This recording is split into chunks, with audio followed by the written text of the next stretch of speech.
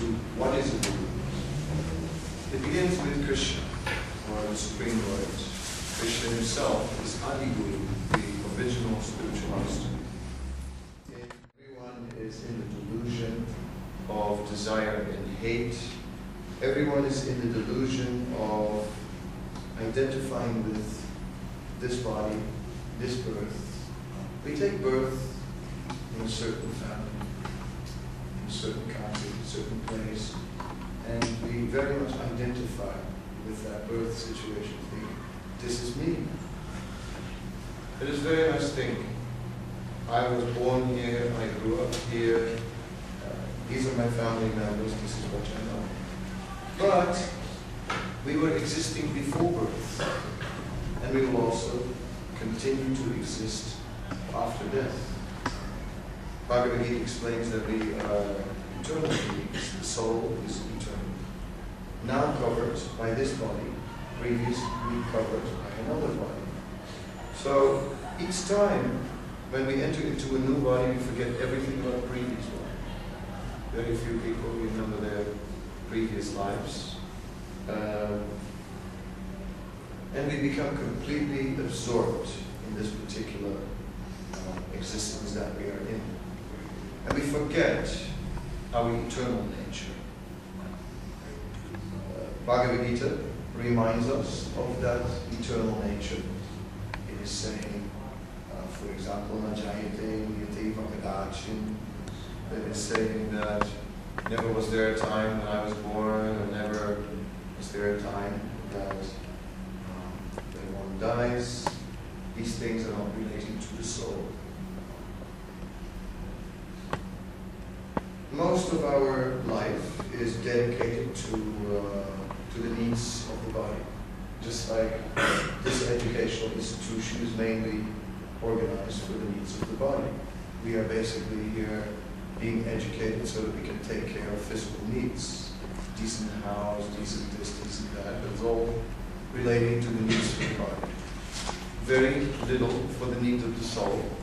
And the result is that we virtually completely forget everything about the soul. Even if we hear the knowledge of the Gita, and even if we've read it before, heard it before, and it sounds a little familiar, we cannot truly get there. We cannot truly see ourselves as spiritual beings and rise above this temporary material identity that we have now. It says in this world, everything is controlled by material nature, and material nature exists in three different types of qualities, three gunas: sattva, rajas, tamas, goodness, passion, and ignorance. So whatever you see in this world is either in goodness or in passion or in ignorance. That means places. You can sort of imagine some places in goodness, some places in ignorance, some places in passion. Food. In this way, anything you can see, you can either classify it in any of these three or a combination thereof. And we ourselves are also influenced in this way. Goodness, passion, or ignorance. So these three gunas. Another translation for the word guna is not quality, but is rope, that which ties us. So there is a psychological dependence, one could say, which ties us up in the needs of the body. We are completely programmed by it, and we are constantly preoccupied with it. Thus, the spiritual platform is practically impossible to reach, just as a person who is bound up, guna, also meaning rope. A person who is bound up cannot free himself. He needs someone to untie him. In the same way, a guru is not only giving us theoretical knowledge, but he can also guide us to become free from the entanglement of the material nature, because he himself is free from the entanglement of the material nature. That must be the qualification. One becomes guru by being a servant of a guru. You cannot just become a guru by one day waking up and you saw the light overnight. Nothing like that. It doesn't quite work like that.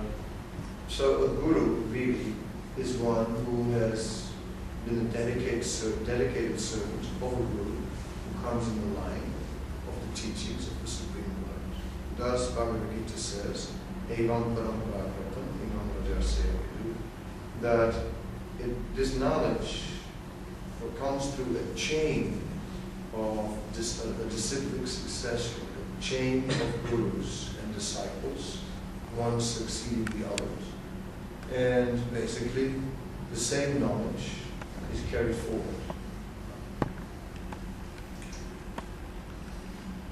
The relevance for a guru in modern time, well, on the eternal platform, nothing has changed. The soul is eternal, and the soul is still the soul, and modern times cannot change that either. So, if you get 80 years old, then you're doing well, and after that, finished.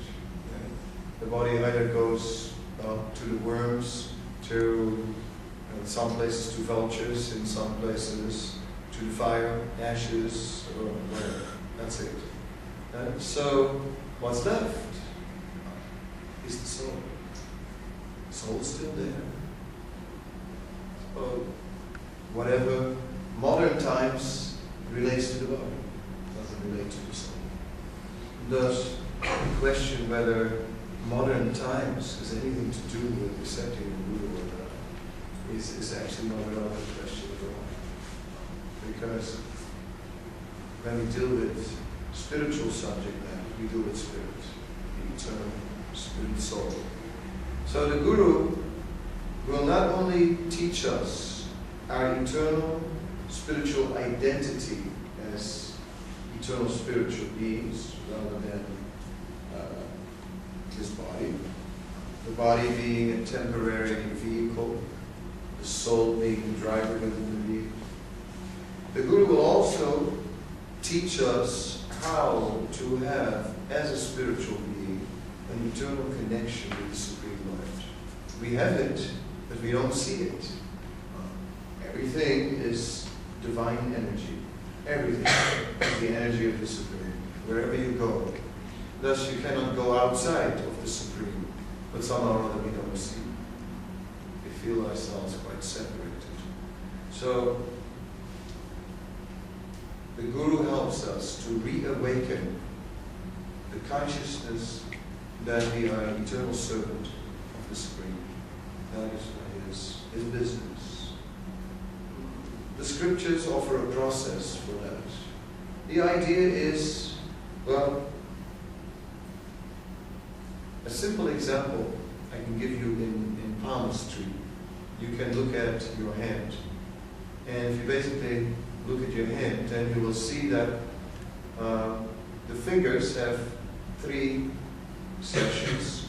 It's in the lower portion of the fingers deals with the gross, animalistic, sensual platform. The middle deals with the mind, the mental platform, and the tips of the fingers deal with the intelligent, the intellectual platform. Now, wherever there is reddishness or darkness in the hand, that's where your energy is. So if your fingers are a little reddish on the lower side, then you are pretty close to an animal.